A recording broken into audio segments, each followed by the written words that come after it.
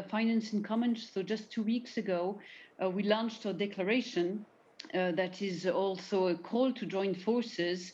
And this declaration was signed by 16 PDBs and also in the presence of 4 additional institutions. And of course, we always welcome additional institutions to sign the declaration and join forces with us.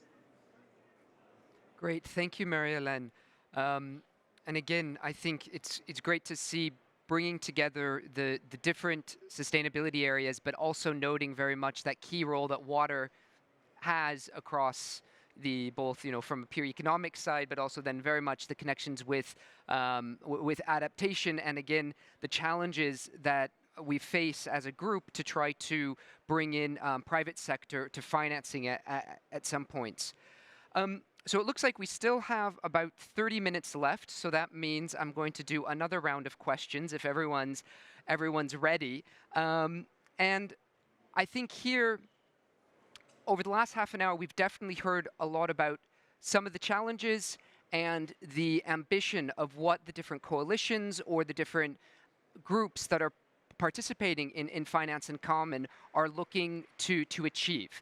And I think for me, sitting here, again, with my CSO hat back on, wondering what can I expect in 2022 that will be, how these processes can feed into maybe some of the easy wins, where it is really about sharing practice and seeing how to scale that up quickly, and where maybe some of the more longer-term areas where across these different coalitions, we need to see a lot more collective thinking and kind of building approaches, methods, and particularly given that 2022 is going to be a counter-cyclical year, it is going to be a challenge to get the private sector at a corporate level to be doing long-term investing.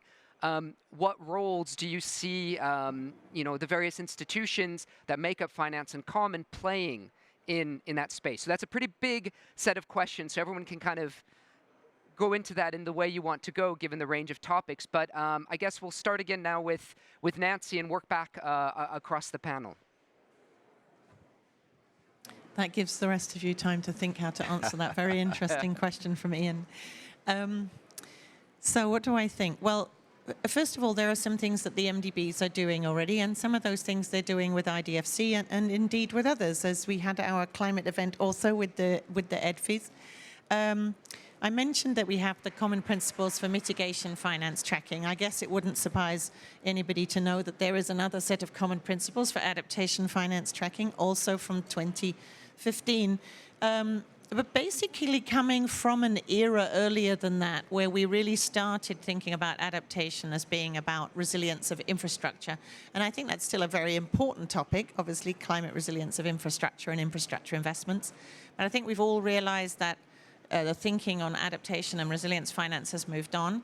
And so the MDBs are also working, not only many of them in the collaborative from the FICS, but also the MDBs themselves are working on reviewing the common principles for adaptation finance tracking.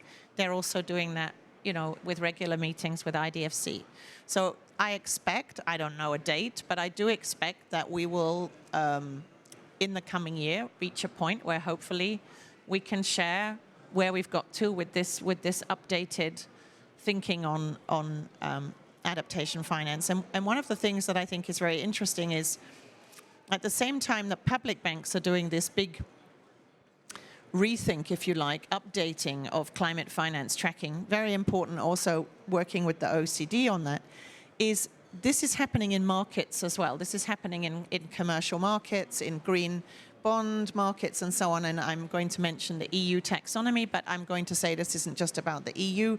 It's also because we have the international platform on sustainable finance, and I think they will be having their second annual meeting on the 4th here in the EU pavilion. I think it's a virtual meeting, but anyway, they will be launching that. And they're really looking at international definitions, because this is a global green finance market for climate and biodiversity and water and land use and so on. And so I think that I see coming together a lot of these discussions between the public banks and the big efforts that are going on in the markets. And I see that also with the net zero alliances that are part of the Glasgow efforts on net zero alliances. We're hosting an event with the Net Zero Banking Alliance in the EIB Benelux Pavilion. Again, this is about bringing banks together and sharing expertise even wider than public development banks, and working out together with commercial banks who are sometimes our clients, but sometimes our co-financiers. How can we do better together? So that's one of the really big things I see coming. Of course, speaking for the MDBs, I hope that by the time we get to the third FICS, we will have been able to bring forward our ideas on this, how can we better support our clients on their long-term strategies? We're looking at this concept of a facility. We have to see how that plays out. But however we go forward, I think that this work on the longer-term strategies, which then feeds into supports for NDCs and the ratcheting up for NDCs, is going to be absolutely massive. I mean, I have a long list of things I think we'll do, but those I think give you perhaps what I would say are perhaps some of the top priorities for the MDBs and for what I see in the wider financial community. And I think the other thing is, we talk a lot in the EU taxonomy discussions, in the MDB discussions, in the wider discussions about plans, about what forms a robust transition plan, what forms a robust adaptation plan, whether it's a public entity or a private entity. What are the ways of having good long-term goals, but also robust short-term and intermediate goals? And I see that being another really important topic that we can engage, not just in public development banks, but also in the markets where people are looking at disclosure by corporates, by banks, of these kinds of plans as we all go towards net zero, but remembering that net zero only works if we remember we're in the critical decade. So every net zero plan has to have 2025, 2030, 2040 targets. And I think if we all put our heads together with that, that could be very powerful. Great. Thank you, Nancy. And I think for me, pulling out that idea of also that facilitating that transition at all the levels and as quickly as possible with your clients and counterparties goes beyond just making sure what the bank is doing is green and sustainable, but really who you're supporting is green and sustainable, or at least making their way to being. Great. Thank you so much. So, Ron, now same set of questions, maybe near-term wins, longer-term kind of issues that we are going to be seeing over 2022, and perhaps definitely with the idea again that the PBDs have a role in supporting this overall transition. Excellent, excellent, thank you. Well, I guess if I shape it in terms of what gives me hope, and certainly for someone and an institution that works in the agricultural space, I think it's a huge step forward that agriculture and food systems are a part of the global dialogue at the moment. That's a huge step. Agriculture has tended to be seen as a backward sector, something to perhaps be worked around or evolved from, rather than being central to some of the global discourse we have at the moment. And that, particularly with regards to climate, is critical. I think also the fact that there's global recognition that there are 3 billion people, our fellow citizens on Earth, that can't afford a healthy diet. There's 811 million people that go to bed hungry each night today. The fact that there's recognition of that is a big step forward. Also, the importance of agriculture and food in the climate discussion. The fact that agriculture accounts for 1/3 of greenhouse gas emissions. It's responsible for a lot of land use. Are important things to take into consideration going forward. Another aspect that gives me hope is the urgency that you can feel at the moment for solutions and innovation. Just walking the corridors of COP, as we heard from previous speakers who have been at every COP since its initiation, you do get a sense that there is a different feeling, a willingness to engage, a willingness to move forward, a willingness to innovate. And what we've got to do now is to make sure that in our space, in the financing space, we're able to support and invest in the right kind of ways to achieve the sustainable outcomes that we want to come up with. In terms of challenges that we will face, and these are perhaps the longer term investment that needs to happen, from our perspective, it's making sure that those that need support most are invested in. those that are in the last mile, the small-scale farmers that at the moment are not receiving any climate financing, the small-scale farmers that need help urgently to adapt to some of the climate variability and some of the new and emerging threats that are being accentuated by climate. That's where they need, I think, support.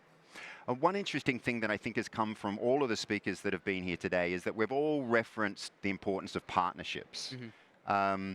And that, I think, is a huge opportunity going forward. But what that's going to require is not the normal business as usual partnerships that we've had.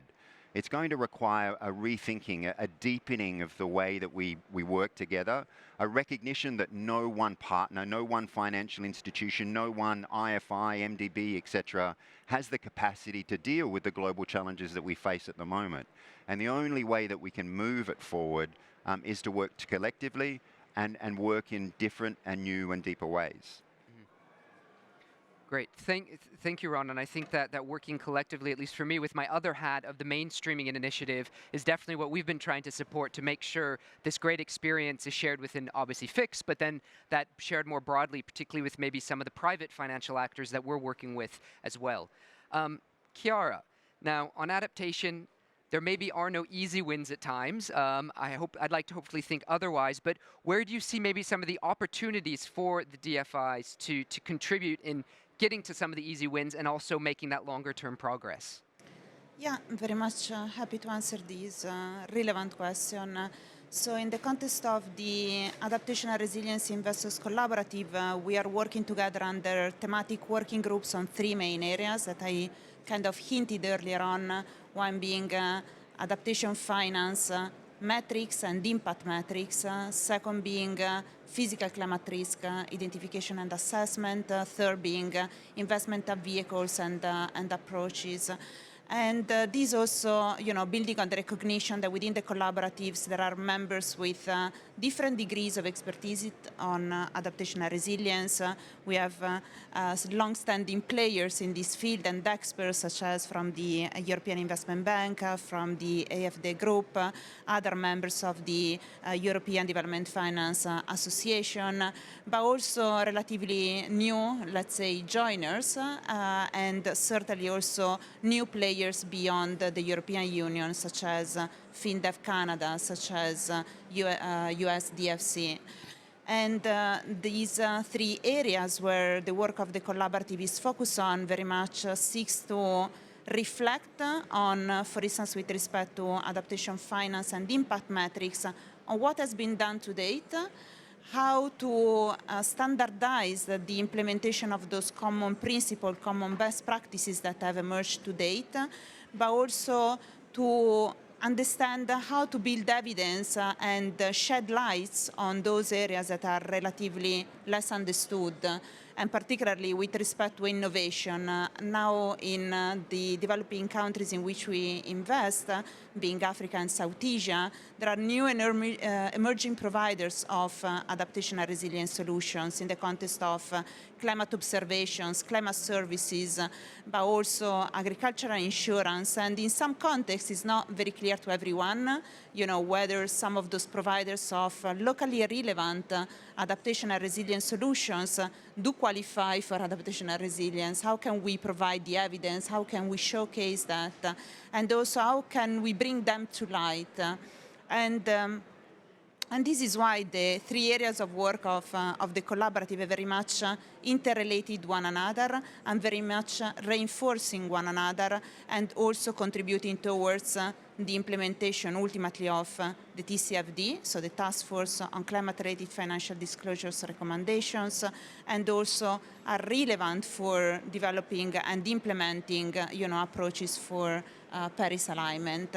And these also with the recognition that, for instance, in the context of the working group working on physical climate risk identification and assessment, is needed guidance with respect to how to go about in very much integrating the relevant elements that are required throughout the investment cycle, so from the screening even up to exit, and thereby engaging with a common language our private sector counterparties that very often can be kind of the same, and so it's important to have a common language and common tools for engaging with them and accompanying them in very much understanding and managing physical climate risks. Last but not the least, in the context of the working group focus on investment vehicles and approaches, it has been very interesting to work under the collaborative to do a sort of discovering a market mapping around who are those providers of adaptation and resilience solutions on the ground from Africa, from South Asia, for instance. And certainly, this evidence that has emerged highlighted key hurdles that require dedicated financing vehicles and financing approaches because of the relatively small ticket size, because of the need for risk appetite and tolerance to support the early stages of growth, and very much take those early stage companies beyond the valley of death and thereby enable them to grow and scale. And certainly for those of you interested, tomorrow there will be a dedicated event, showcases and bringing to light some of those providers of climate adaptation and resilience solutions stemming from Africa and South Asia. And this work, and certainly the event that we are going to do tomorrow, emerges from the work of the collaborative. Thank you. Well, thank you for mentioning that, because I was just about to say I can't wait to actually see, and when you share some of that evidence that you're collecting and building on, that there is, in many instances, if we get the structures right, a business case and a way to actually engage actively across the financial sector, the different types of actors. And now, Soren, coming to EDFI, and again, working within FICS and more broadly on this bigger kind of alignment agenda.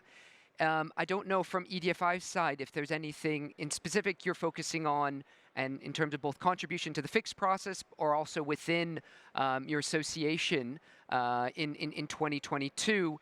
And I think here it's definitely that critical issue when engaging with the private sector, how EDFI members can really support them in their transition, which I think is one of those underlying ideas. So it's not just finance, it's supporting that long-term relationship with those private sector, either clients as FIs or the end beneficiaries. Yes. Sorry, another big question. No, absolutely. I do think a very powerful thing that is happening alongside all the work on the frameworks and building internal capacities and so on is how this is really driving evolution in investment strategy with DFIs. Huh? So DFIs, it's not a step change. It's not something that wasn't at all on the agenda this year and will be huge next year.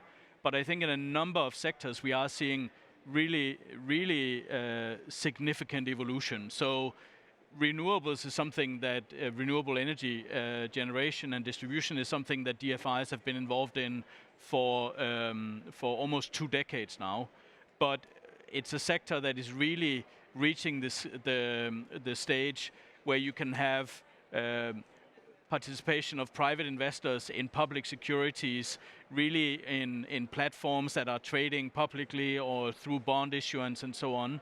And we find that the role that DFIs have played as first movers in market development here is now coming into a stage of maturity where it's about accelerating the path for these assets into a public security space where they can be much more widely invested to really reach scale in many markets. And we're seeing a lot of that. Nancy, you mentioned green bonds initiatives. It's something that we also, with our partners in the EU institutions, are really looking to see how we can contribute to speed that up. And then there's a number of sectors that are still emerging that are crucial. You mentioned smallholder agriculture, which is a major, because it's such high social and economic impact for low-income groups, it's a major priority. And it comes together with an emphasis also on forestry and other nature-based solutions, which is an expanding investable space that is very, very attractive from a Paris alignment perspective. And then maybe the last that I would mention that we see evolving very significantly is in distributed renewable energy supply. Because we do think that as we transition off of fossil fuels, we do need to provide very strong alternatives to the countries in Africa and elsewhere that still have a huge step to take to secure energy access for their populations. And we see the costs of the renewable technologies and distribution technologies coming down very significantly in recent years, and there's huge potential for investable propositions, also for private investors to drive energy access through those kinds of things. And so to do this, DFIs are doubling down on these investment opportunities, but also partnering much more with the kinds of public sector donor partners that George talked about before, that are very interested in engaging in high impact climate-related investing. And also building advisory capacity, because clients really need that. If we cannot help clients, and maybe especially clients that finance the general economy, we are going to, in a way, drive private finance away from climate action rather than towards climate action. And no, I think for me, again, key terms of creating those opportunities for the transition to actually occur, making sure we're not trying to stop something before the next generation or the next step is actually in place. That's but then right, with that capacity and support to, again, make sure it's not just one-off, but really helps develop and push and help channel the private financial sector in that aligned direction towards a transition. That's so. Right. I'm looking forward to seeing what EDFI does next year, definitely. I don't know if we still have Marie-Hélène with us connected. Yes, you're back up on the screen now. Hi, Marie-Hélène. So I guess similar questions around the water space and the coalition there in terms of what we can hopefully expect to see in 2022. And again, how to make water a little bit one of those key issues that we are all thinking about as part of the more sustainable transition we need in economies and society. So, you know, again, a very easy, small question. All right. Yes. Well, in terms of short-term objectives and next steps, so we'll have in 2022, as you know, the World Water Forum in Dakar. So that will be a great opportunity to account for and promote what the Water Finance Coalition is doing. Well, obviously, in terms of short-term goals, what is included in the declaration is really to continue the dialogue, the collaboration, share best practices and examples, and this is really the objective is that can help accelerate more investments into water and sanitation. But maybe in terms of the longer term objective and goal, the idea is really that by doing this, public development banks also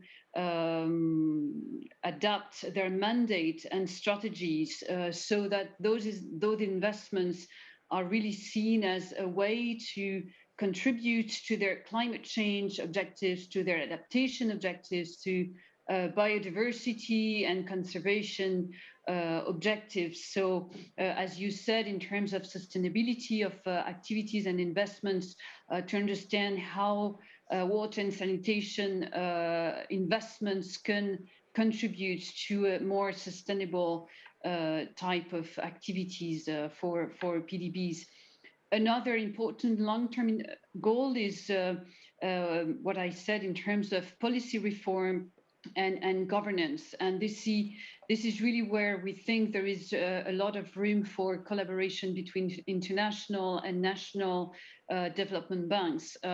One of the things that we would like to do more is to really build on local and national public development banks' capacity to engage with their governments in terms of making sure the regulations, the governance of the sector is transformed so that this is more favorable to more investments and more private sector investments and to a more sustainable sector and environment.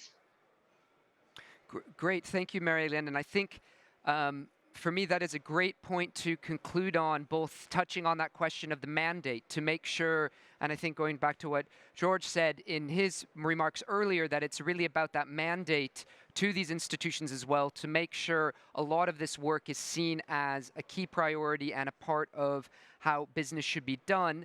And I think, I guess, reflecting across all of what all 5 of you have said in this last round of questions, really, of course, going beyond just that, you know, a public development bank provides capital or finance to doing a lot more, whether it's from engagement at the policy and governmental level, all the way down to that tailored support that's needed across sectors or by different types of clients or ultimate beneficiary. So we have 2 minutes left. I'm very happy to my panelists and as well to the initial speakers, both for joining us today, but also keeping our remarks to time. And I guess just as a couple of closing words, oh, sorry, Mustafa, it's really, you know, with my 2 hats that I'm here today, I think from the CSO community, you can definitely count on us to be there to watch and listen and to maybe say a few things moving forward. So we definitely are looking forward to seeing in 2022 how these different coalitions move forward. And of course, I would invite all of you to build on the progress report that was issued this year, which I think gave some great examples of commitments, and next year to see, can you give us a little bit more so we can really see how these working groups are you know, moving forward and helping share practice across the entire PDB and DFI community, to use all of the acronyms. But then, of course, changing hats and putting on my mainstreaming initiative hat. Of course, also an invitation for for FICS to also engage with us and work with us. As again, we were referenced in the first declaration as a resource for the broader issue of alignment. And I think as the head of the Secretariat, I can also say that we are still willing and ready to work with all of you, particularly around sharing practice on mainstreaming climate, but also on broader alignment across the different sectors and coalitions that we've touched on today.